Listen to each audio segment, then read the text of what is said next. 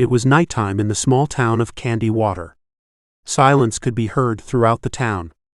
Over at the cul-de-sac everyone was asleep, and only the night lights were on in people's houses. Midnight approached on this night with the new moon. It is pitch black and silent throughout the town. As the clock struck midnight, the silence was broken in the cul-de-sac. A loud humming sound followed by a high-pitched frequency echoed through the neighborhood. That was enough to get Joe Sr. out of bed and make him wonder what was going on. First thing Joe did was walk around the inside of his house. He went through each room, and nothing was out of the ordinary. The back door was locked, and all the windows were down and locked as well.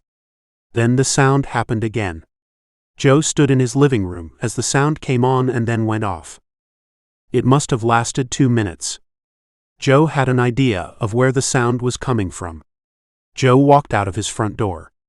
He was greeted by the lamppost outside along with the dark sky.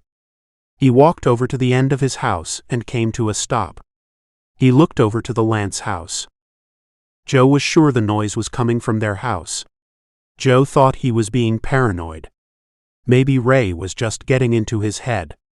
Joe was about to take one more step closer to the Lance house, then the sound came on once again. It lasted a mere 20 seconds, but it caused Joe to cover his ears. The sound ended and Joe uncovered his ears. The thought of paranoia left his head, as he knew without a doubt it was the Lance. Forget this, Joe thought. He walked back to the front door. Before he closed it, he looked straight ahead. He saw the silhouette of Michael standing in his living room. He was looking over to the Lance house. The night came to an end as the sun broke the eastern sky. It casts its rays on the storm clouds in the distance. It also rose to cast a shadow over the crime scene at the silo. The sun peeked through the curtains and illuminated Nelda's face. She peeked back out of the curtain and saw Jake arriving home. Dawn arrived at the station and set a pot of coffee for the incoming sheriff and staff. Sheriff James walked in shortly after the coffee was ready. He grabbed a cup and walked over to his office. As he sat down, he heard the door open to the station. In walked Agent Copper. Agent Copper grabbed a cup of coffee as well and walked into Sheriff James' office. He sat down in front of Sheriff James, and the two had a conversation. They planned out their day, starting off with interviewing the railroad worker, then going over to the coroner's office. As the two agree on their day itinerary, Sheriff Harris walks into the station. Agent Copper and Sheriff James tell Harris of their plans, and Harris nods his head.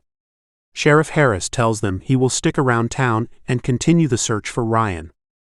Agent Copper and Sheriff James get into the black sedan and leave Candy Water. As they rolled out of town, Joe Sr. rolled out of his house with a cup of coffee. Joe Sr. started his vacation with this routine, a nice day and relaxing vacation in front of him. But now each day grows more grim with each passing day. Joe Sr. vacation has started with a murder, a missing kid, and of course the weirdos living next door. Instead of a relaxing vacation, it has turned into a stressful activity. The look on Joe's face has the taxation of stress and pain, along with speculation of his next-door neighbors. Ray walked out of Michael's house. Joe Sr. saw the two walk out and wondered what they were up to. They saw Joe and walked over to his house. Michael asked Joe what he thought about the noise. Joe told him he wasn't sure what to make of it, just that it hurt his ears. Joe turned the question around and asked Michael what he thought about the sound. Michael shrugged his shoulders and said he couldn't explain it. The question is, how are they generating the sound? Ray also asked, why generate a sound like that? Both had good questions and both without answers. Joe Sr., Ray, and Michael stood outside talking about the noise. As they did that, Rick walked inside the Rivera household. He went into Joe Jr.'s room and the two called Steve. They discussed how they could help find Ryan. The three had heard the search party was not a success. They decided it was up to them to find out what they could. They figured they would start with the path to Ryan's house. They would take the long way first, then the shortcut. They felt confident that they could find some kind of clue to help Ryan. Maybe they could even find Ryan themselves. The kids looked out the window and saw their dads walking over to Michael's house. Outside of Candy Water and near Cotton Town, Agent Copper and Sheriff James talk about the case. Agent Copper asks Sheriff James if he has ever dealt with occult or devil worshippers. Sheriff James gets a knot in his stomach and tells Agent Copper he has never dealt with anything like this before. Agent Copper tells him not to worry. He then gives Sheriff James his opinion on Sarah's friends. They don't appear to be part of a cult. They seem like ordinary small-town kids with curiosity. Somehow they came across these books. Maybe they went to a bookstore and found them interesting. That interest has led to some dark things. These kids don't have the mentality or attributes of a devil worshipper. Agent Copper tells Sheriff James he has worked cases of the occult. He has seen similar books that Sarah and her friends have. But the people involved were a different breed than Sarah and her friends. Agent Copper then asked Sheriff James, "Do you believe in God and the devil?"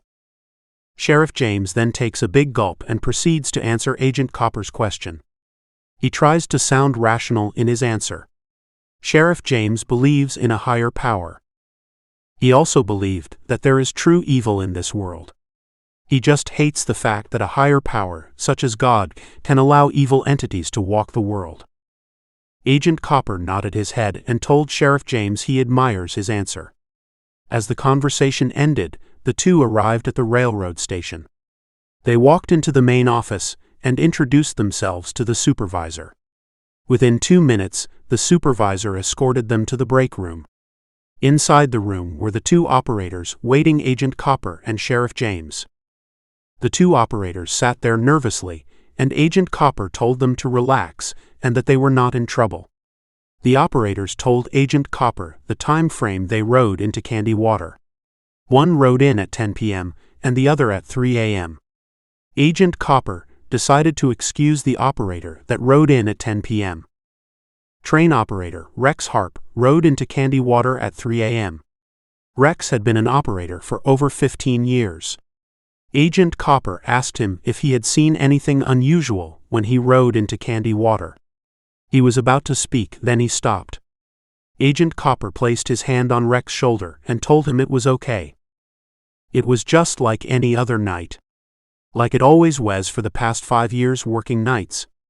We rode into Daughter and there was no problems. Then I'm about a mile from Candy Water and it was dark. Just the city lights and my headlamps lit up the night.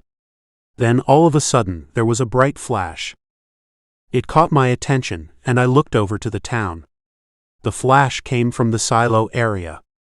The train tracks are about a mile from the silo area. At first I didn't know what to make of it. Then there was a ball of fire that came from the silo. As I passed I could see would look like people running out of the silo. That was all that I saw. Agent Copper wrote down what Rex had said. He thanked him for his time and cooperation. The statement was a big help to Agent Copper and Sheriff James. They shook the hand of Rex. They walked out of the train station and got back into the sedan. Agent Copper looked at Sheriff James and told him now we go to the corner and see what he has for them. Agent Copper and Sheriff James left the train station just outside of Cotton Town. Back in Candy Water, Ray, Joe Sr. and Michael continued to talk outside as they walked over to Michael's house. They continue to talk about the noise, but Ray brings up the video camera. Michael says it recorded all last night. Ray was glad to hear that. He told them they should go inside and view what is on the tape. Michael agrees, and they look over to Joe Sr. for his approval. Joe Sr. nods in approval, and the three walk inside Michael's house to view the tape. The tape started recording around 11 p.m. Shortly after, the same navy blue car drove up to the house. Only this time it did not pull into the driveway.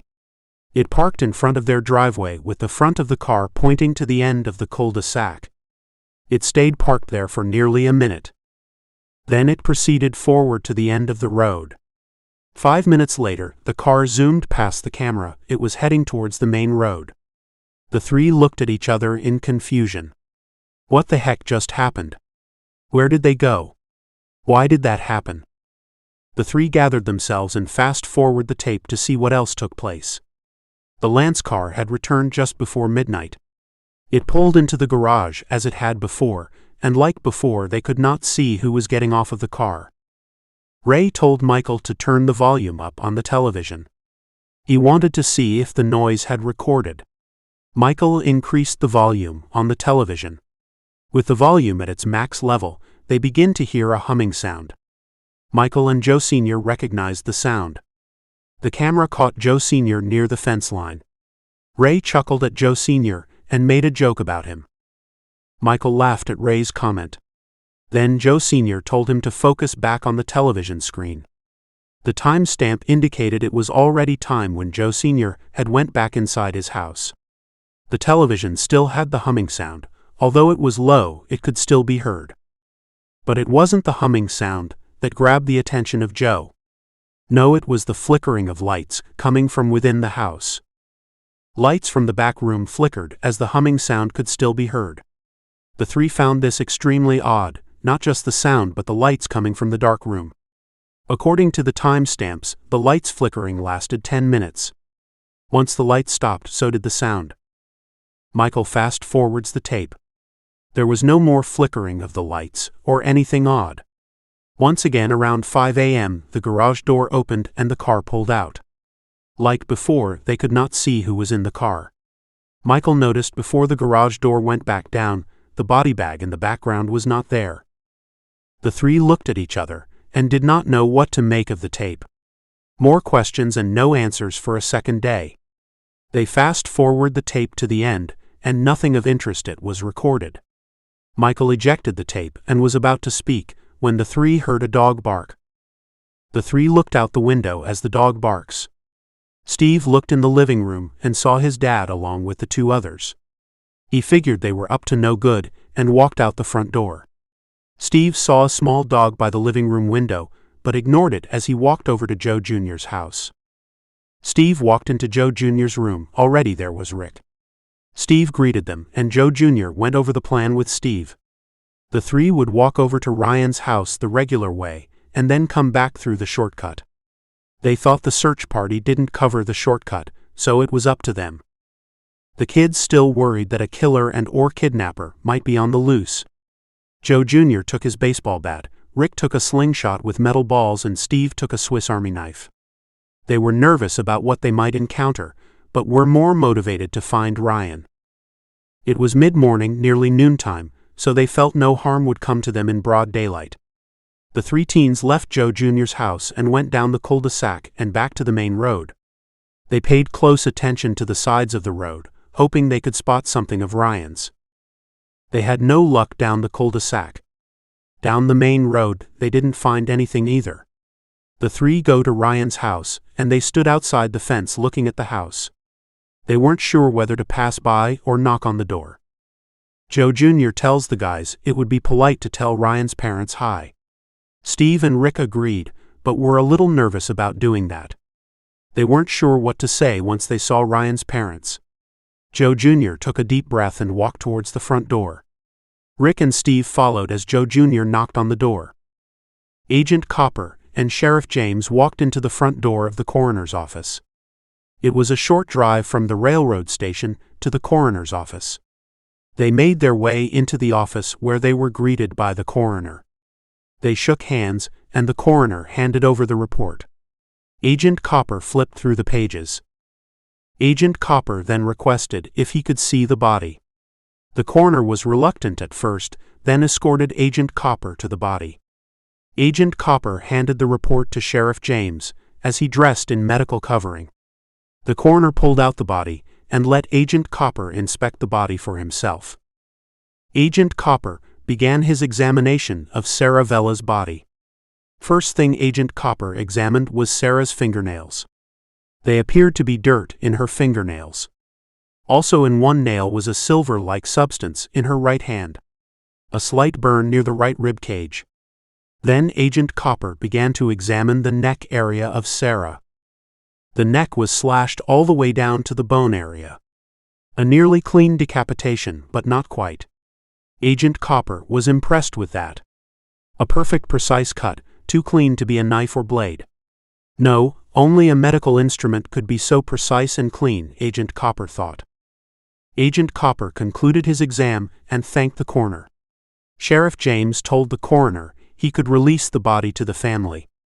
The two get back into the car and drove off. Sheriff James asked Agent Copper what he thought about Sarah after his exam. Agent Copper told Sheriff James that Sarah put up a struggle. She fought against an opponent that was stronger and taller than her. Also, the weapon used had to be a medical instrument. The cut was clean and precise. Also cut in a downward strike. Sheriff James then said it could not be her friends.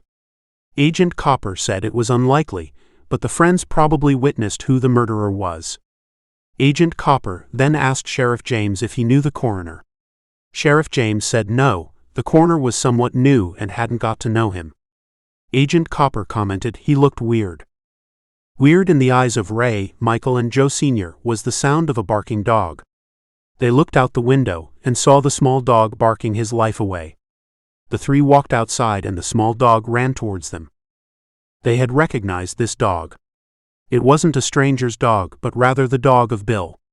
The only weird thing about this is that Bill never leaves his dog outside. Ray picked up the dog, and it was clear that the dog had been outside for a while. The poor dog was wet and had dirt all over his body. Highly unusual for this dog to go through this kind of harsh treatment. Joe Sr. tells Ray for them to go to Bill's house. Michael is hesitant but agrees with Joe Sr. The three walk over to the end of the cul-de-sac and to the front door of Bill's house. Along the way over to Bill's house, the three had glanced over to the Lance house. Michael felt disgusted by the dead yard. Ray felt the family was the source of all the trouble in Candy Water. Joe Sr. felt uneven and wasn't sure what to think about the family. Joe Sr. puts that behind him as he knocked on the door. 3 knocks and no answer. 5 knocks, still no answer. Ray shouted out Bill's name. The dog barks and Michael walked around to the back door. Joe Sr. knocked some more, Ray shouted out again and no answer. Then the door made an unlocking sound and the door opened. Joe Sr. and Ray were taken back. Michael walked out the door and had a concerning look on his face. Joe asked him what happened. Michael took a step back. Joe and Ray looked inside Bill's house after Michael stepped back. The television was on and chairs were overturned. The pictures and other items were also on the floor. Joe nearly lost his breath. It appears there was signs of a struggle and Bill was nowhere to be found. Thank you for stopping by and listening. Please like, share and subscribe. Also please leave a comment. Once again thank you and we'll see you next week.